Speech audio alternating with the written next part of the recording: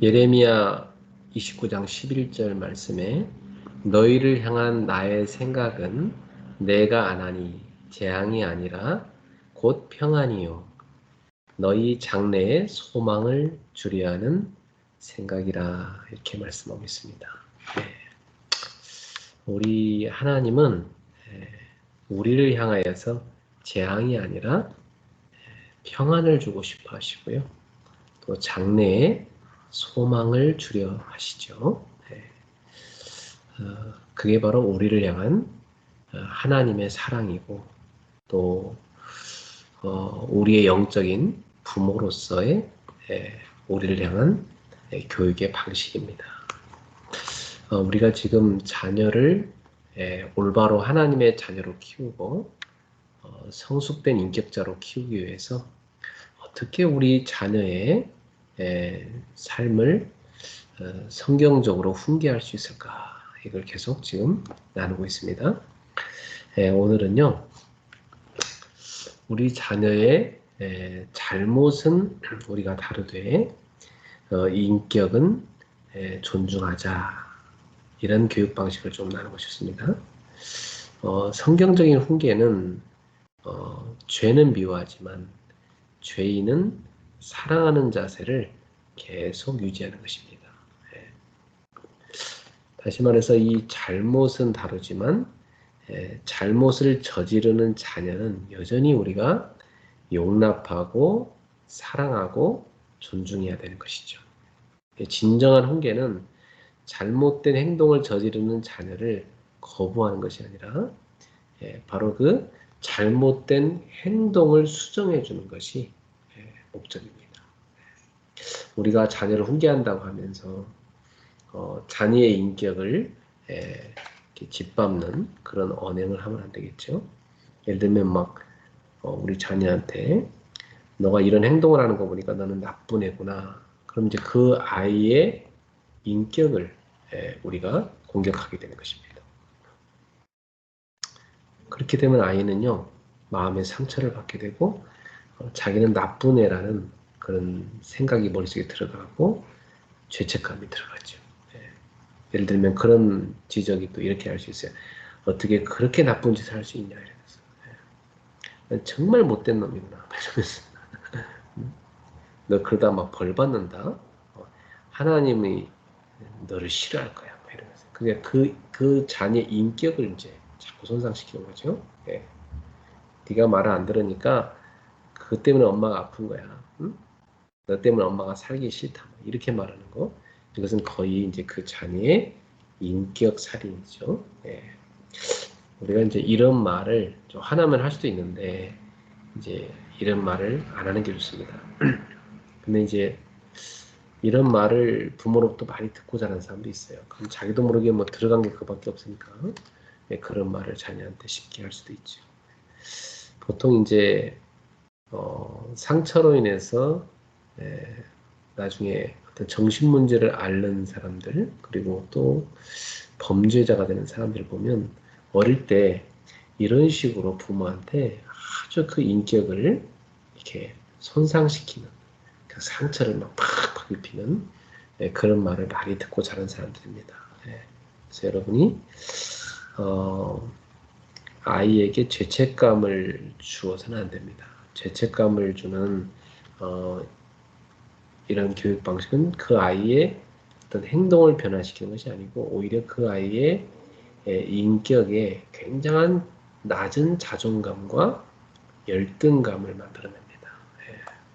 그래서 아이는 그것에 손상을 입게 되고 자기가 뭐 쓸모없는 사람의 생각도 하고 또는 그 자기의 인격을 막 너무 지나치게 짓누르는 어떤 사람에 대해서 분노감이 막 나오게 되죠.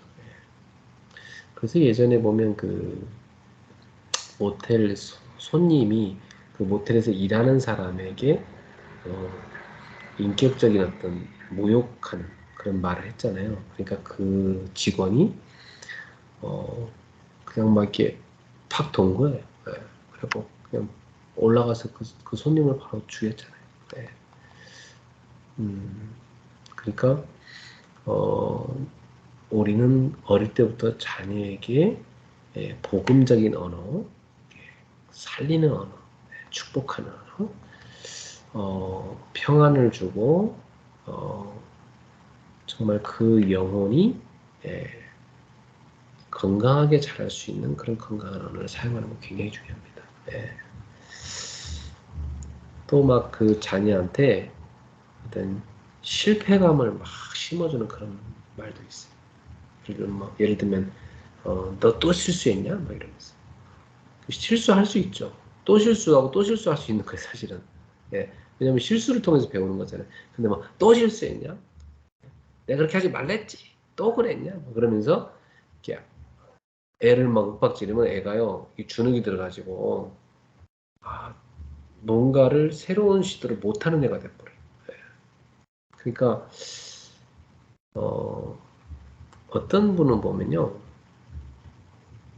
젊을 때부터 나이 들 때까지 계속해서 머릿속에서만 뭔가를 해요. 그 말이 무슨 말이냐? 행동으로 못 가요. 머릿속으로만 계속 뭘 해야지, 뭘 해야지. 그래놓고 막상 하려고 하면 실패할까 봐 두려운 거. 그러니까 아무것도 못하는 거예요. 그러니까 늘 뭘 해야지는 생각을 하는데 실행된 건 하나도 없어요. 그래서 그런 분하고 같이 사는 분 얘기를 내가 들어봤는데 부인이 너무 답답해하더라고. 자기 남편이 아무것도 실행하는 게 없대요. 맨날 제자리를 하는 거예요. 그렇겠죠. 그 남편이 너무나 그 부모로부터 율법적인 교육을 받았고 막 실수만 조금 해도 막 야단 맞고 이러다 보니까 주눅이 들어서 또 실수할까봐 시도를 못하는 거죠. 그게 이제 그 사람의 어떤 습관과 인격이 돼버린 겁니다. 참 부모 교육이 너무 중요하죠. 그래서 뭐 이렇게 실수했을 때 뭐 또 잘못했냐? 뭐 너는 뭐 하나 잘하는 게 없구나. 뭐 이번에는 너 제대로 하나 보자. 막 이렇게 하는 거. 이번에 또 실수해봐, 너. 뭐 이렇게 해버리면 겁나서 못해, 아무것도. 네. 그래서 이런 표현은 자녀에게 나는 언제나 실수만 하는 인간이구나. 나는 뭐 하나 잘하는 게 없는 인간이구나. 하고 스스로가 무능감과 실패감을 느낄 수밖에 없게 만듭니다. 그래서 이런 실패감이 많으면 새로운 시도와 또 건강한 어떤 모험을 피하기 마련이죠. 그래서 실패에 대한 두려움은 또 다른 실패를 낳게 됩니다. 주눅이 들어갖고 뭘 하나 제대로 못해요. 또 실수하고 또 실수, 자꾸 실패하게 되는 거예요. 그런 상처가 아이 속에 닥치면 안 되겠죠. 그래서 여러분이 잘못을 다뤄야지 그 자녀의 인격을 막 다루면 안 됩니다. 인격은 존중해주고 그 잘못된 행동만 수정을 해주는 거죠. 아, 네가 이렇게 하려고 하다 잘 안 됐구나. 그럴 수 있지. 근데 이럴 때는 이렇게 하면 어떨까? 이렇게 하는 것이 좋겠다 생각한다. 그래서 엄마 아빠는 네가 이렇게 실수했어도 여전히 너를 사랑한다. 그렇지만은 거짓말하는 것은 좋은 게 아니야. 다음부터 거짓말은 하지 말자. 이렇게 해줘야 되죠. 그러면서 거짓말 하는 너는 아주 나쁘다. 또는 너는 거짓말쟁이야. 이런 메시지가 전달되면 안 되는 거죠. 그 인격을 이제 다루게 되는 거니까. 설사 내가 나쁜 일을 저질렀어도 우리 부모님은 여전히 나를 사랑하시고 나를 좋아하시는구나. 내 존재는 거부되는 게 아니구나. 여전히 나는 사랑받고 있고 존중받고 있구나. 이런 확신이 이제 자녀 속에 들어가야 되죠. 그러면 훈계가 아주 감동적으로 이루어질 수가 있습니다. 그래서 여러분이 인격을 다루지 말고 그 아이의 잘못을 다뤄야 된다. 그 잘못을 수정해 줘야 된다 하는 것을 기억하십시오. 그래서 훈계하기 전에 좀 자녀와 대화를 해볼 필요가 있어요. 저도 예전에 자녀가 잘못했을 때 그냥 내가 판단한 모든 걸 가지고 일방적으로 막 애를 야단쳤거든요. 근데 나중에 자녀가 굉장히 억울해하더라고요. 그래서 이제 야단친 다음에 이제 한번 들어보자. 했더니 이 아이가 이제 얘기를 하는데 가만 듣고 보니까 음, 부모인 내가 잘못한 거예요. 아이는 그렇게 생각할 수밖에 없는 거예요. 왜냐하면 아이의 어떤 그런 사고력이 그렇게 크지 않잖아요. 네. 그래서 아이의 수준은 그렇게 생각할 수밖에 없었구나. 그래서 내가 잘못한 거구나. 되게 아이한테 미안한 적이 있었어요. 네. 그래서 훈계하기 전에 한번 자녀의 이야기를 한번 들어보는 것도 인격 존중의 방법입니다. 그럼 아이가 뭐 변명이 됐든 아니면 자기 얘기 됐든 합니다. 좀 들어보면 내가 좀 잘못 생각한 것도 있구나. 또 아이 입장에서 저렇게 생각할 수도 있겠구나. 이해가 충분히 됩니다. 그럴 때는 너의 이야기를 듣고 나서 보니까 충분히 그럴 수 있었겠다. 너의 그 마음은 내가 알 것 같다. 그러나 이제 이럴 때는 이런 행동이 좋은 게 아니다. 이때는 이렇게 하는 게 좋겠다. 이렇게 수정을 해주면 아이가 이제 깨닫게 되죠. 네. 어,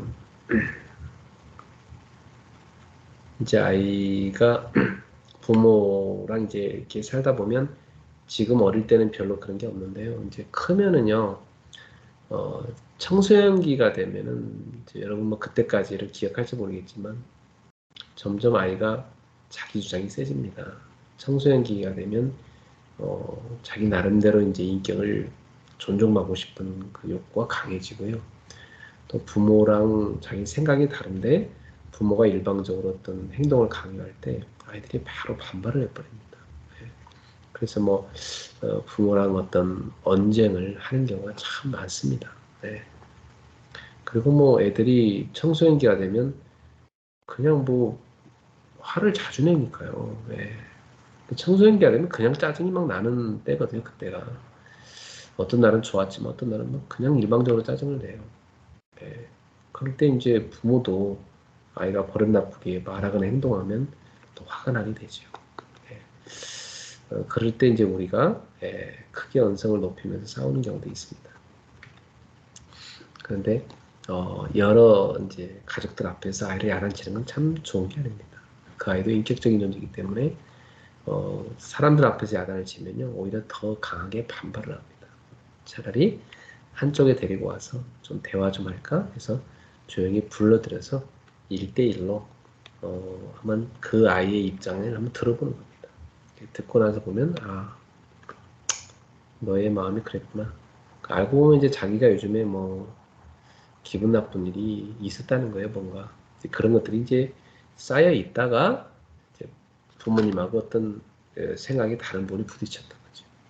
그래서 네가 요즘에 뭐 힘든 게 있었구나. 그래서 그랬구나. 이제 그런 걸 이해를 하게 되죠. 그러면서 이제 그 행동에 대한 건 교정해 줘야 됩니다. 너가 사람들 앞에서 그렇게 부모에게 심하게 그렇게 말대꾸하는 것은 좋은 게 아니다. 부모가 말했을 때 일단은 예 알겠습니다 하고 조용히 한쪽에 찾아와서 사실은 내가 사람들 앞에 있어서 내가 알겠습니다 했지만 나는 그때 엄마가 얘기한 것이 좀 이해가 안 됩니다. 지금 1대1로 저한테 좀 얘기를 해주십시오. 이렇게 말하도록 가르쳐야 되겠죠. 그래서 여러분이 교육을 시킬 때 반드시 1대1로 그렇게 하는 게 참 좋습니다. 또 부부가 막 함께 한 아이를 두고 막 이렇게 양쪽에서 이렇게 막 말하기 시작하면 애가 또 힘들어요. 그럴 때도 부모 중 한 사람이 책임을 지고 한쪽에 불러서 1대1로 훈계를 하는 것이 참 좋습니다.